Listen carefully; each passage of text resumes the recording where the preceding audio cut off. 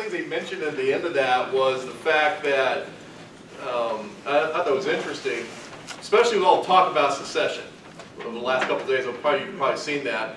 You know, and I'm not sure, you know, if writing an email to the White House asking them nicely if they can leave the country is really a good idea. I don't really get that's just not the way to handle it. But be that as it may, it's interesting that South Carolina, one of their main grievances for leaving the Union in 1860 was nullification.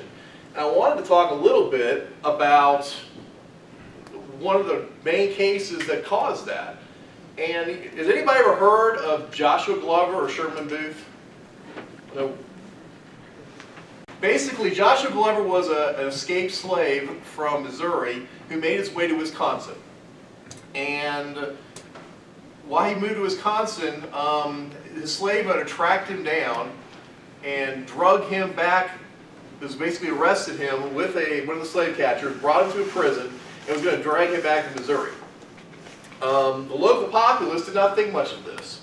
And Sherman Booth was a local abolitionist, local newspaperman, organized a crowd of almost 3,000 people who basically went down to the prison and broke him out of prison in defiance of the Federal Fugitive Slave Act. And then basically they spirited Joshua Glover away, and eventually Joshua ended up in Canada, where he lived the rest of his life in freedom. Sherman Booth, on the other hand, got in a lot of trouble for doing this and was arrested. Well, the state of Wisconsin, in the court system, nullified all the federal actions and basically fought with the federal government all the way up to almost the beginning of the Civil War over this issue. They interposed themselves between between Sherman Booth and the federal government when they tried to punish him. The Wisconsin Supreme Court actually ruled that they couldn't, that this Fugitive Slave Act was null and void in Wisconsin. So when people tell you that nullification is some kind of crazy, wacky, slave-owning thing, it's really quite silly, because they didn't need to nullify slavery before the Civil War, because slavery was constitutional before the Civil War. So it's kind of silly. We mentioned the Sedition Act, but those are things that happened a long time ago. Nullification doesn't happen today. Well, Virginia's already nullified something in 2009, the Real ID Act. Did you know that the Real ID Act, the National ID card, is the law of the land according to the federal government? That is the federal law. You have to carry a National ID card. Anybody in here carrying a National ID card right now? Why aren't you carrying a National ID card? Because Ken Cuccinelli wrote a law in 2009 nullifying it in Virginia, instead of 24 other states. So fearing the backlash from all the states that nullified the Real ID Act, they never implemented it. They may implement it now, or try to again, but the reason they haven't implemented it since 2009 is because the states nullified it and said no. Medical marijuana, whatever you feel about medical marijuana, you know, there's no federal provision in the Constitution for them to have a war on drugs. I mean, you may not, I'm not saying that Virginia should legalize drugs. I'm just saying the federal government doesn't have the right to do it. Article 1, Section 8, Tom Woods was the guy that was talking a lot about that, is a laundry list of the things the state has given the federal government to do. A list of things they're supposed to do. And you won't find drug war on there, or education, or a host of other things that the federal government has just decided for the general welfare they're going to do. Bottom line is nullification is the best way for the states to limit the federal government. Because if the states don't do it, the federal government will always try to expand its powers. And like Tom Woods said, this is not some kind of esoteric, philosophical conversation. Will anybody like to argue with me that the federal government is always trying to expand its power? I mean, even people on the left, when you can argue it, they think it's a good idea because the federal government can fix everything. But you can't argue with it. So, we talk about enumerated powers. So if you've got your pocket constitution, if you open up Article 1, Section 8, it basically lists the things the federal government's supposed to do. It's simple. I call it enumerated powers. The Constitution doesn't designate the powers of the federal government. The states and the people have those rights under the 9th and 10th Amendment. Now, the Bill of Rights came about because when they wrote the Federalist Papers, you've all read those, right? Or at least have heard of them. Has Has anybody ever read the Anti-Federalist Papers? Okay, they were having arguments. Basically, it was kind of like the debates you have on Fox News, but it was carried out by letters. And Patrick Henry was one of the main authors on the Anti-Federalist Papers, and Madison was one of the main authors on the Federalist Papers. And the Anti-Federalists lost like 48-52. Sound familiar? So, but anyway, their argument was that the way they originally wrote the Constitution, there's too many loopholes, there's too many things that are going to go wrong, and you got to tighten it up. That's where the Bill of Rights came in. The 9th and 10th Amendment were specifically written to make sure the 10th Amendment says specifically that if it doesn't designate the power, it belongs to the people and the states. That's the whole purpose of it, right? So that's where we're at from a constitutional perspective. So who determines whether a law is outside the scope of the Constitution?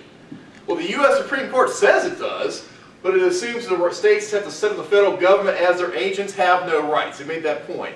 Who set up the federal government? States. So that's assuming that you have no rights.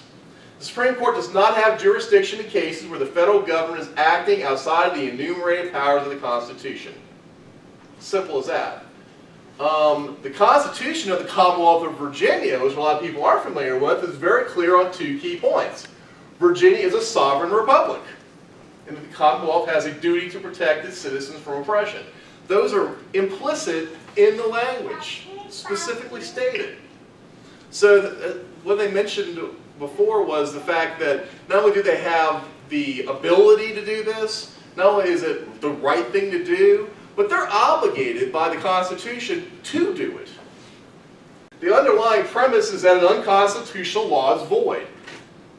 If it's unconstitutional, it doesn't count. It's void. It's not legal. If that's true, who else can protect the people but the states? Ultimately, the sovereignty belongs to the people, but we don't have the power to fight the whole federal government, do we, as an individual? But we have an agent that we've elected officials at the state level whose duty it is to protect our rights. Now, when people talk about nullification, especially if you're watching MSNBC, but even if you're watching any of the normal mainstream media outlets, there's a couple of things that are usually thrown out there.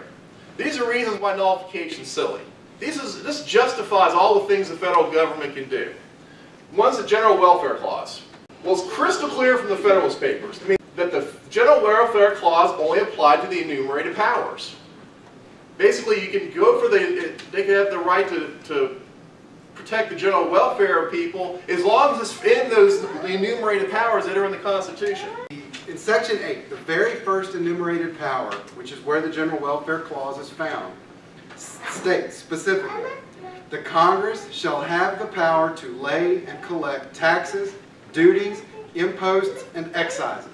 That's the power. Then there's a comma, and then it tells you what they're supposed to do with that.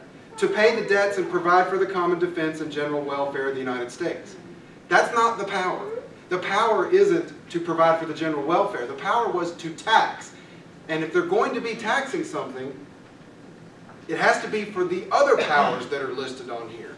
And in carrying out those other powers, it has to be in the general welfare.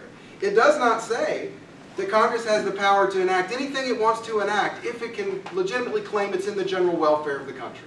If that's what they meant for the power to be, then we wouldn't need enumerated powers. Because everything it's been given the power to do, and there's 17 of them listed, are for the general welfare of the country. Not anything goes as long as it's for the general welfare. Those words do not appear in the Constitution anywhere. In fact, what's interesting is even Hamilton, and if you know anything about early American history, Hamilton was the Federalist of all Federalists. I mean, he believed the federal government should have more power than any of the other founding fathers. Even he argued against that reading of the Constitution. In fact, the Federalists ridiculed the Anti-Federalists for even thinking anybody could construe the General Welfare Clause to mean what the Anti-Federalists were afraid it was going to mean. You guys are crazy. No one will ever think that. I guess they haven't met some of the people we know today. Supremacy Clause. Well, I mean, the federal government's supreme, right? I mean, you hear that all the time. The federal government's supreme. We can't do anything about it. The Supremacy Clause says the Constitution and constitutional laws shall be the supreme law of the land. It does say that. The Supremacy Clause does not say that the unconstitutional law shall be the law of the land. If the federal government is not the enumerated power to regulate something, then laws passed in regard to those issues are inherently unconstitutional. And that's the way, again, if you read the Federalist Papers, they're not arguing for any of this stuff. They're like, oh, don't worry about that stuff. It's okay. It's not, it will never happen. And the Anti-Federalists are like, no, they're going to abuse this. Don't pass it. That was it was a huge, huge argument in that time. And it wasn't like, it was very close in most of the states on ratifying the Constitution, because a lot of people thought that people would abuse this, and they were right. But the Anti-Federalist Papers are really interesting to read now, because they're very prophetic as to what the federal government was going to do with the powers if they weren't held in check.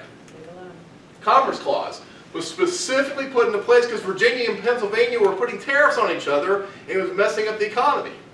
Make regular trade or exchange between the states, not to cover any activity that might cross the state line, including breathing, which it does now. No reference in the Federalist Papers or any state ratifying convention indicated anything different. It was about commerce, about a free trade zone in America, so that you couldn't have, Pennsylvania, if you had to cross 2 states, you had to pay tariffs in 3 states and jack up the price of goods and services.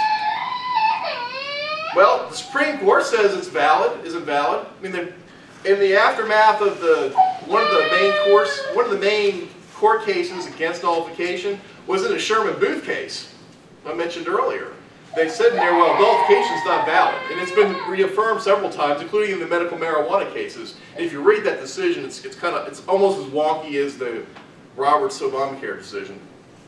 But the Supreme Court has jurisdiction when there's a dispute between the states. How can the Supreme Court, a federal entity, make the final decision when they have a vested interest in the outcome? I think Tom Wood says it best in the movie when he says, my mother, and if you and I have a dispute, I'm going to have my mother adjudicated. Well, she's a fair lady, but she might be a little biased.